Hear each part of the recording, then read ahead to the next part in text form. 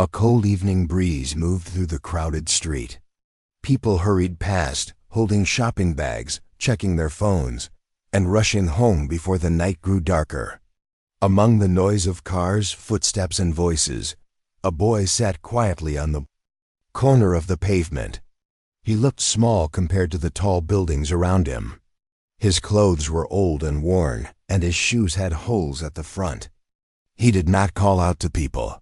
He did not stretch his hand to beg. He only sat there, hugging a small bag as if it was his treasure. The boy's eyes followed the people who walked past him. Most of them never looked down, never noticed he was there. For them, he was invisible, just another shadow blending into the city. But his eyes were full of a quiet hope, as if he was waiting for someone to see him. In his hand, he held a single apple. It was not shiny or perfect. It had small bruises on the skin, but for him, it was the only food he had for the day. Not far away, a person walked slowly through the street. They were tired after a long day, lost in their thoughts, barely paying attention to the crowd. As they passed the corner, their eyes accidentally met the boy's. Something in the boy's expression made them stop. His eyes were not begging for money. They were soft, almost gentle, and carried a kindness that seemed unusual for someone in his situation. The person noticed the apple in his hand and thought maybe the boy was about to eat it. But instead, the boy looked at the apple, then back at the stranger, and with a shy smile, he stretched out his hand as if offering it. For a moment, time felt slower. Out of all the things that could have happened on that busy street, the last thing expected was a hungry child offering his only food to someone he didn't even know. The person blinked in surprise, unsure how to react. "Are you giving this to me?" the stranger asked softly. The boy only nodded, his lips curving into the faintest smile. It was not the smile of someone who had much to give, but the smile of someone who still believed in kindness. The stranger hesitated, their mind quickly filled with questions.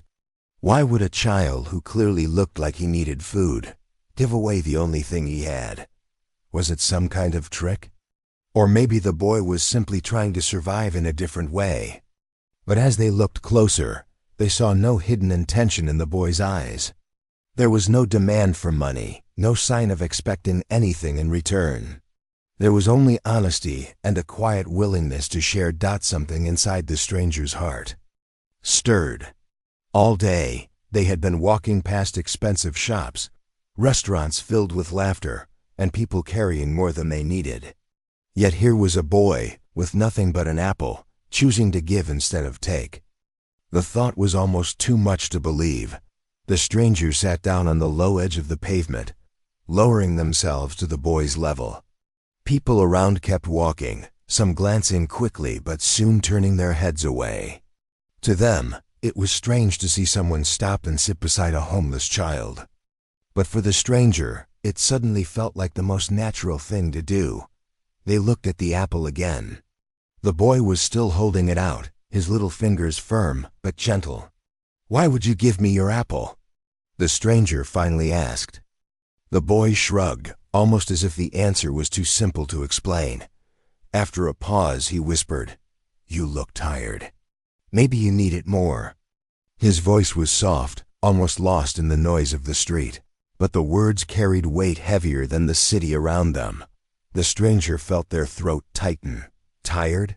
Maybe it was true. Life had been heavy recently. But to hear this from a child who looked like he had not eaten properly in days, it was like being given a mirror to see their own soul. The apple suddenly seemed more valuable than gold. It was not about the fruit. It was about the heart behind it. The stranger did not take the apple. Instead, they asked gently, "When was the last time you ate?" The boy lowered his eyes, avoiding the question. His silence was louder than words. His thin arms, the way his shoulders drooped, the hollowness around his cheeks, all of it told the truth. He was too shy to admit. The stranger's chest filled with a heavy ache. They could not believe what was happening. On this busy street, filled with lights and shops overflowing with food.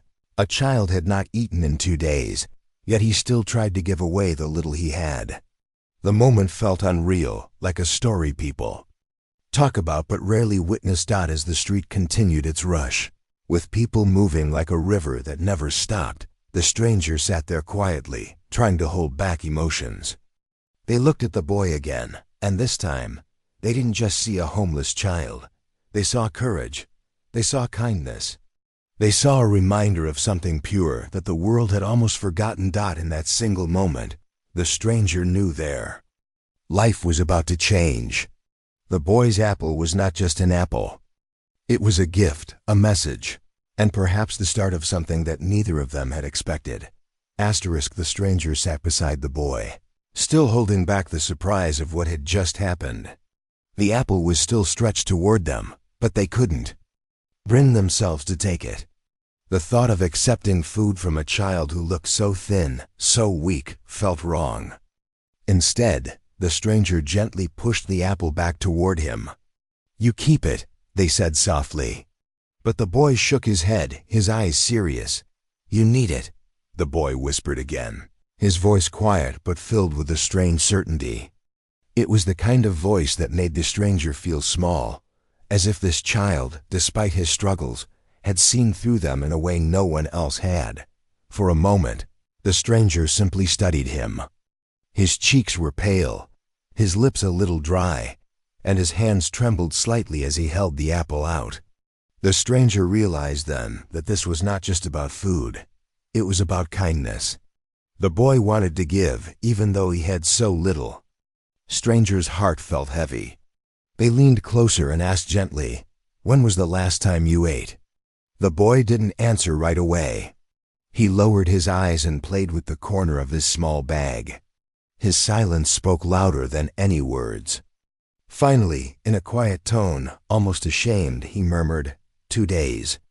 The words hit the stranger like a stone. 2 days without food, and yet he was ready to share the one thing he had.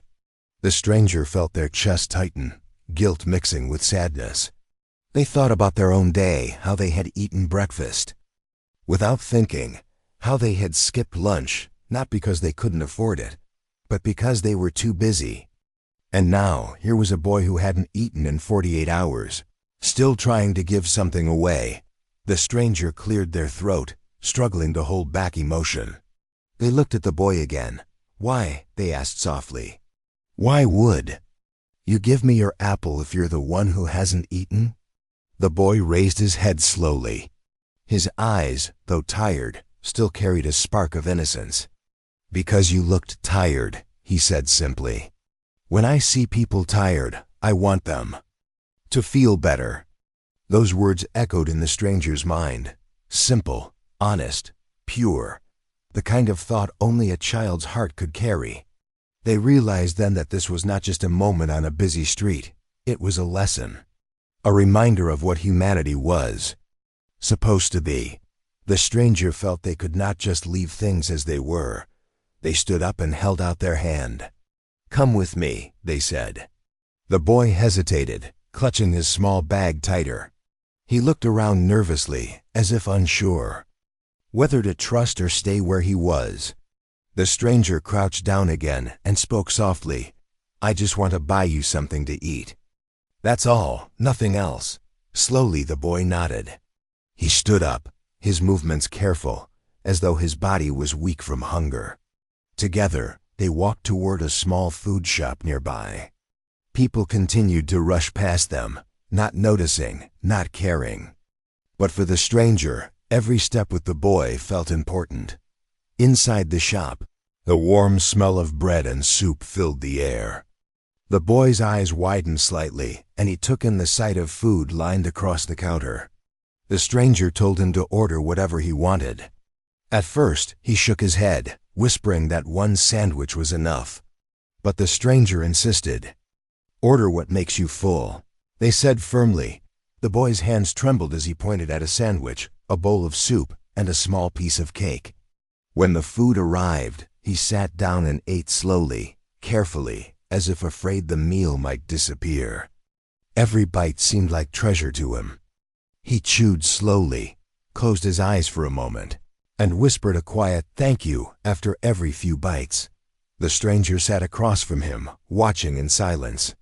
Each spoonful of soup the boy swallowed felt like a victory, a small piece of justice in a world that had been so unfair to him.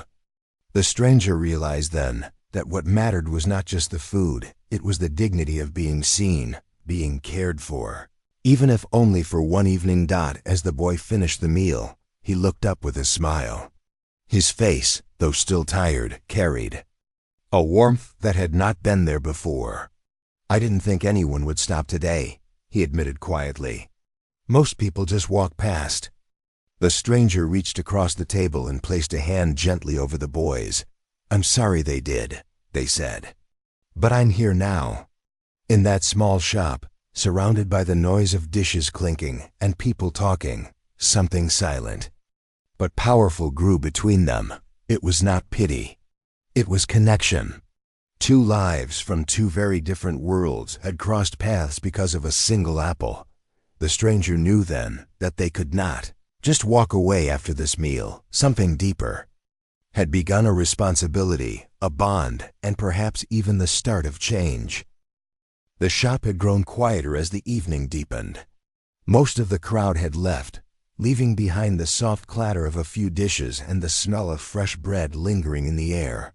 The boy sat with his small bowl empty, his hands folded neatly on the table as if he didn't want to disturb the moment. The stranger, still sitting across from him, watched the way his eyes wandered, curious but also cautious, as if he was not used to sitting in a warm place for long. For a while, they didn't speak. The boy seemed content, almost shy now that his hunger was eased, but the stranger wanted to know more. The boy was not just another face on the street. He had a story, and it was hidden behind those tired eyes. The stranger leaned forward gently and asked, "How long have you been out there on the streets?" The boy hesitated. His small fingers traced circles on the table. He seemed afraid to answer, afraid that the truth might push the kindness away. But after a moment, he lifted his head. "It's been a while," he whispered, "since we lost our home." The stranger felt their heart squeeze. "We?" they asked carefully. The boy nodded. "My mom and me. But she got sick." His voice dropped, his eyes lowering again. "She couldn't take care of me anymore. She told me to be brave." He paused, his throat tightening as though the words were difficult. Then one day, she didn't wake up. The silence that followed was heavy. The stranger swallowed hard, unsure what to say. The boy's voice had been steady, but his small hands clenched tightly together, betraying the hurt he carried inside. "I tried to stay with people I knew," the boy continued, speaking slowly as if recalling memories piece by piece. "Some neighbors helped for a little while, but they had their own families. I didn't want to be a burden, so I left." The stranger's eyes stung, their chest heavy with grief that was not their own but felt deeply. "And since then?" they asked. Softly. The boy gave a small shrug. "I find places to sleep, sometimes under bridges, sometimes near shops where there's light. People throw food away, and I look for what's still okay to eat. Once in a while, someone gives me something, like today. Someone gave me that apple." He looked at the empty bowl in front of him. "I wanted to keep it for later. But then I saw you, and I thought, maybe you needed it more than me." The stranger could hardly breathe at those words. The weight of them was almost unbearable. A child who had lost everything, who lived day to day on scraps, still found the heart to give. The boy's eyes flickered upward, almost nervous. "Was it wrong?" he asked suddenly, "to give it away?" The strangers shook their head firmly, their voice low but full of emotion. "No, it was the kindest thing I've ever seen." For the first time, the boy smiled, a small, fragile smile that seemed too rare for his face. It was not the smile of someone who had known much joy, but the smile of someone who had finally been seen. The stranger sat back, lost in thought. They thought about how many times they had walked past people on the street, telling themselves they were too busy or that someone else would help. They thought about how easy it was to ignore and how dangerous it was to stop caring. But here, in front of them, was proof that compassion could still exist in the most unexpected hearts. They reached into their pocket and pulled out a small packet of tissues, sliding it across the table. "For your hands," they said, noticing the dirt on his fingers. The boy accepted it gratefully, carefully wiping each hand as if it were an honor to be clean again. The stranger watched, realizing that dignity was just as important as food. And the boy, despite everything, carried his dignity with quiet strength.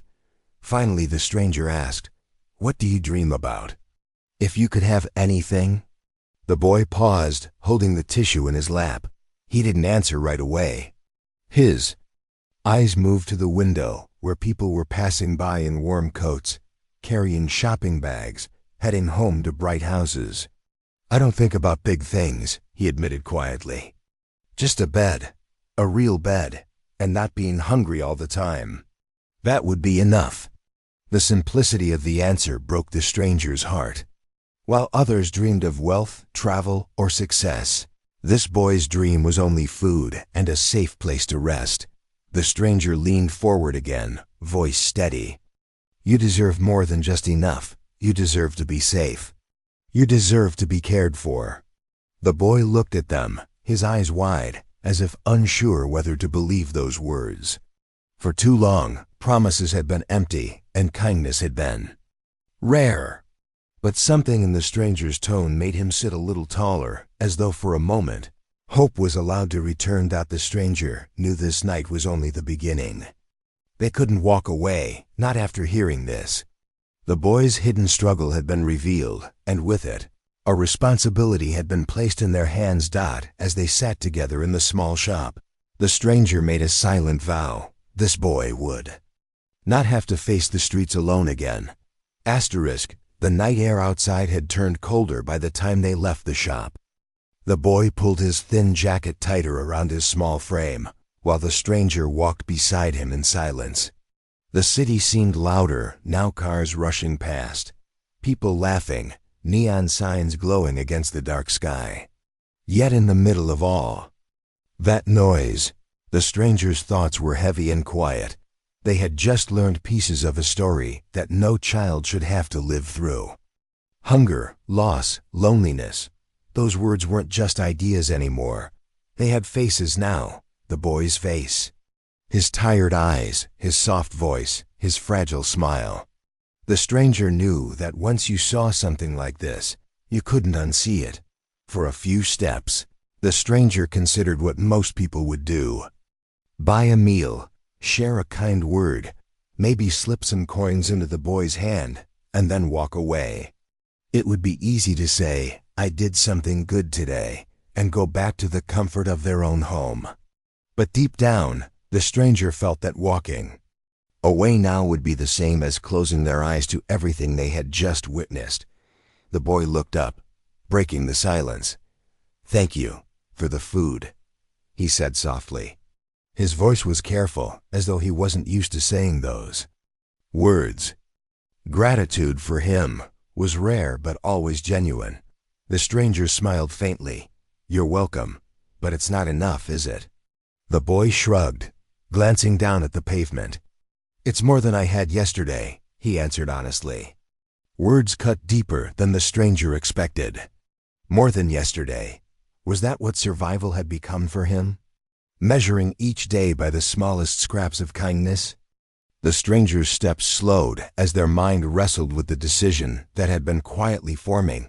Since they first sat down with him, they stopped walking and looked at the boy carefully. "Where are you going to sleep tonight?" The boy hesitated. His small shoulders lifted slightly before falling again. "Maybe near the bus station. It's warmer there.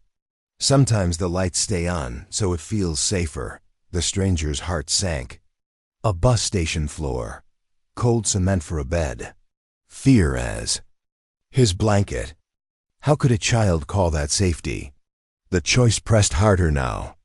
They could keep walking, wish him luck, and return to their own warm home. Or they could step fully into his world, take responsibility, and change the direction of his life. Boy looked up, waiting, almost as if he could sense the battle inside the stranger's mind. There was no demand in his expression, only quiet acceptance. Whatever happened, he would endure it, as he always had. Finally the stranger spoke, their voice steady but soft. What if we find you a better place tonight? Somewhere warm, somewhere safe. The boy blinked, unsure if he had heard correctly. His lips parted slightly, but no words came out at first. He looked at the stranger, searching their face for any sign of false promise. Really? He whispered at last, his voice trembling with both hope and fear. Really, the stranger said firmly. You deserve that much, at the very least. For the first time, the boy's eyes lit up. Not fully, not completely, but a spark of something long buried appeared. He nodded quickly, as though afraid the offer might vanish if he waited too long. They walked together again, this time toward a small shelter the stranger remembered not far from the neighborhood. Each step felt heavier for the stranger, not because of doubt, but because of the weight of responsibility. They knew this wasn't just about giving the boy a place to sleep for one night. It was about deciding to be involved, deciding to care. Beyond a single meal dot, as they approached the shelter, the boy gripped his bag tighter, his steps slowing. Are you sure they'll let me in? He asked nervously. Sometimes they don't. The stranger placed a reassuring hand on his shoulder. We'll make sure they do. Inside the shelter, the warm light and smell of soup greeted them. A kind volunteer at the desk looked surprised when the stranger explained the situation. After a short conversation, arrangements were made for the boy to have a bed for the night. A simple bed with clean sheets and a pillow. The boy stood by the doorway, staring at it as if it were a dream. Is this really mine? He asked softly. Yes, the stranger said, their voice thick with emotion. Tonight it's yours. The boy stepped forward slowly, touched the blanket with his hand, and then looked back with tears shining in his eyes. Thank you, he whispered again, but this time the words carried something more. They carried relief. The stranger felt their own eyes grow wet. They realized then that the boy's apple had been more than an offering. It had been a silent plea for connection, for someone to finally see him. And by accepting that moment, the stranger had walked into a choice that would change them both. The shelter was quiet the next morning when the boy woke up. The pale light of dawn slipped in through a small window, painting the walls with soft colors. For the first time in a long while, he had slept on something soft, with a blanket wrapped around him. It felt strange, almost unreal. For a few moments, he simply lay there, listening to the sound of distant voices and the faint smell of breakfast drifting from the kitchen. When he finally sat up, his eyes landed on the stranger, who had returned early to check on him. The boy's lips curved into a shy smile, as if unsure whether the kindness would still continue after the night had passed. You slept well? The stranger asked gently. The boy nodded, rubbing his eyes. It was warm, he said simply. The way he said it made the stranger's chest ache. Warmth, something so ordinary for most people, was a gift for him. The two of them shared breakfast at the shelter. It was a simple meal, nothing fancy, but the boy ate with quiet gratitude, savoring each bite. As he ate, the stranger began to think about what came next. A single night in a shelter and a few meals would not change the course of his life. But maybe this could be the start of something more lasting. After breakfast, they walked outside together. The morning streets were already busy, but this time the stranger didn't see them the same way. Every passerby seemed different now, carrying bags of food, rushing to offices, holding warm drinks. It all felt louder against the memory of the boy's silence on that cold corner just a day before. The stranger turned to him. Would you like to go to school one day? To study, to learn? The boy looked surprised, as if the thought had never been spoken to him in a long time. "School?" he repeated softly. I used to like it, before." His voice trailed off. "You should have that again," the stranger said firmly. "Not just food for today, but a future too." The boy's eyes shone with both hope and doubt. He wanted to believe, but after so much loss, hope felt like a fragile thing, easy to break. Over the next few days, the stranger kept returning. They brought new clothes, a pair of shoes without holes, and small things that gave the boy dignity again. Each time, the boy would say thank you in that same gentle way, but the stranger noticed something changing. His shoulders seemed less weighed down. His smile, though still shy, came a little quicker. One evening, as they sat together on a bench near the shelter, the boy held the apple he had saved from before. He hadn't eaten it. Instead, he kept it in his bag, almost like a reminder. He turned it slowly in his hands and said, "When I gave this to you, I thought I was losing the only thing I had. But I didn't lose it. I gained you." The stranger's throat tightened, emotion filling every corner of their chest. That bruised apple, so small and ordinary, had changed everything. It was never about the fruit, it was about what it represented. The courage of a child who had nothing but still chose to give. From that moment, the stranger knew they could not call this a simple act of charity. It was a bond. It was a responsibility that came with meaning. Helping him was not about pity. It was about respect, about recognizing the incredible strength he had shown. Weeks passed, and arrangements were made. The shelter worked with the stranger to get the boy registered in programs that could support him. There were still challenges, still hurdles ahead, but one thing was certain. He would no longer face them alone. One night, as the stranger walked home after leaving him safely at the shelter, they thought back to the very first moment, the boy on the street, offering his apple with a shy smile. They realized the true lesson wasn't just about kindness. It was about humanity itself. People often think those who have much are the ones who give. But sometimes, those who have the least remind the world of what giving truly means. The boy, with nothing in his pockets, had given more than anyone else that day. He had given his trust, his heart, and his lesson. The stranger whispered to themselves as they walked through the glowing city lights. Sometimes the smallest hands carry the biggest lessons. And in that quiet truth, the apple became more than just a fruit.